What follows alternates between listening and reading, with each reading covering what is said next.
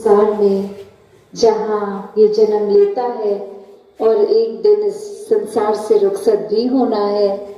तो ये जीवन जो है इसको कैसे जीना है। अपने सारे कामकाज, कर्तव्य, रिस्पॉन्सिबिलिटीज को निभाना तो है ही, पर सबसे पहले अपने आप को इस परमात्मा से एक करना है। जो एकत्वकाल बात है वो आपसी इंसानों का एक होना बाद में हो संभव होगा। पहले अपने आप को इस परमात्मा से एक कर लें और फिर ये परमात्मा जो हर एक में है, फिर ये एक कॉमन फैक्टर जब इस परमात्मा से एक हो गए, इसको जीवन में बसा लिया, हर पल इसके एहसास में रहे, तो हर एक में इसका निवास, हर जगह इसका निवास, और फिर ये एकत्व पूरे ब्रह्मांड से ये स्थापित हो जाना बहुत ही स्वाभाविक हो जाता है। तो कैसे संतों ने यही सिखाया हमेशा अपने जीवन को इस तरह जी के कि ये परमात्मा ही प्रायोरिटी है, सबसे पहले इसी का आधार लेना है और ये ही है जो हमेशा कायम दायम है। तो अपने मन को भी स्थिर रखना, जीवन को सहज करना है अगर, तो हम ये इंसानों से उम्मीदें लगाएंगे या परिस्थिति के ऊपर अपने आप को डिपेंडेंट रखेंगे कि जब कुछ ठीक होगा तो चैन मिलेगा, जब वो इंसान हमारे जीवन में आएगा तो हमें चैन मिलेगा। नहीं, ये तो परमात्मा ने अपना अस्तित्व इस तरह रखा है कि ये हर जगह स्थिरता से है,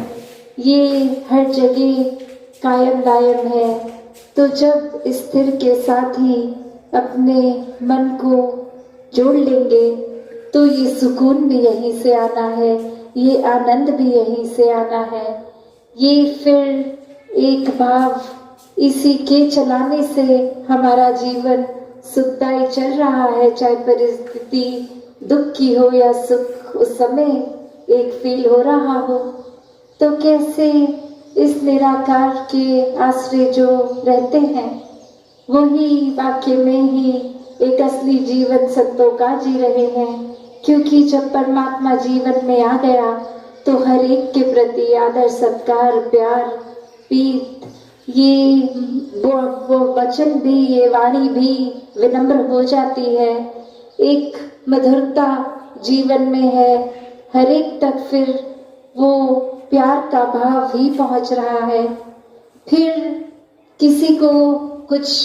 सेवा भाव, किसी के लिए कुछ देने से पहले ये मन सोचता नहीं है कि क्या ऐसा करने से मेरा कोई फायदा है या नहीं, पर हर एक के प्रति प्रेम का ही ये भाव है जो ये सेवा भाव भी बन रहा है कि ये परमात्मा से जो प्यार है और सभी में ये परमात्मा है, तो किसी इंसान के लिए सेवा करने का भी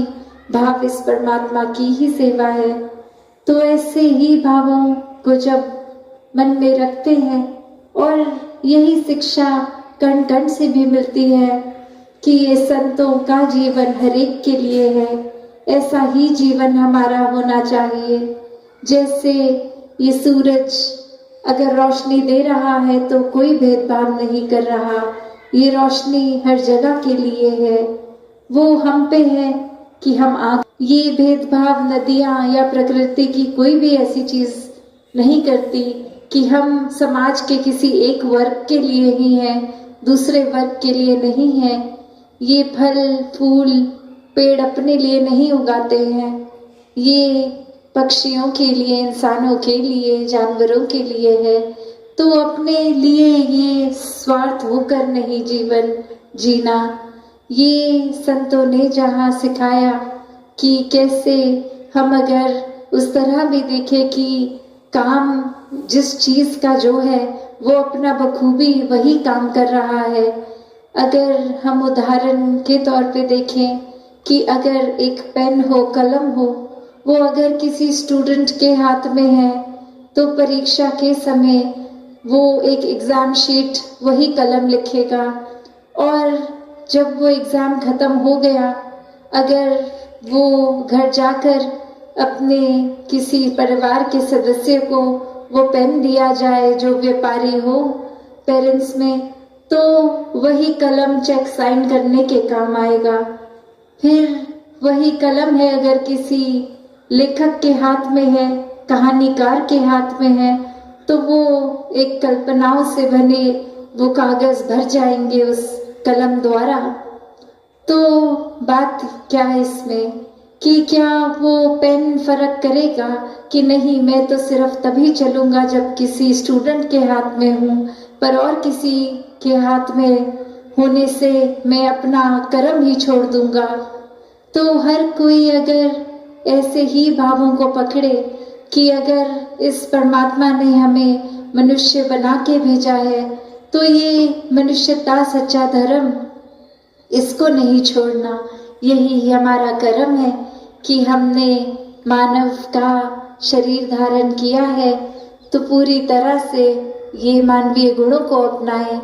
ये फिर कोई हमारे साथ ठीक नहीं है, किसी का व्यवहार ठीक नहीं है, कोई परिस्थिति ठीक नहीं है, उसके ऊपर डिपेंड करके हमने अपने व्यवहार में ये तोड़ बदल नहीं करनी। हम अगर प्यार हैं तो ही प्यार करेंगे, वरना तो वो दिखावा होगा कि अगर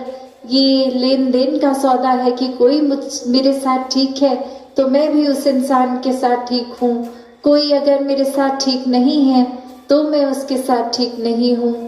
तो ऐसी सोच अगर हम रखेंगे तो वाकई में ही ये एक बेसिक चीज़ जो इंसान बने हैं तो अपनी ये मनुष्य के लक्षणों को ही खो रहे हैं। अगर ये चतुर चालाकियों से ही जीवन जीना है तो फिर ये एक सहज जीवन है ही नहीं। ये बहुत ही एक शातिर होकर अपने फायदे के लिए या सिर्फ अपनी प्रशंसा के लिए या हम कितने श्रेष्ठ हैं ये औरों को दिखाने के लिए ऐसा बनावटी दिखावट